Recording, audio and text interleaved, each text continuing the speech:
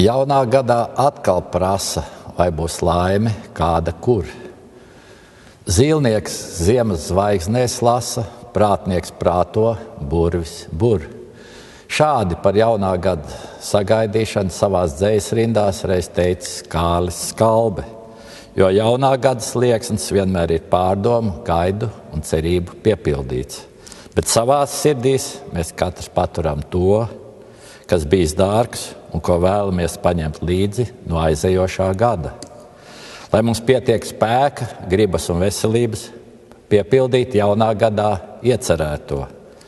Lai pietiek mīlestības, ko dāvāt saviem tuvākajiem. Lai pietiek līdzjūtības un pašaizliedzības palīdzēt cilvēkiem, sniegt atbalstu un izprast vienam otru. Lai Latvijas sabiedrībā jaunais gads nes savstarpēju sapratni un saticību. Laimīgu jauno gadu!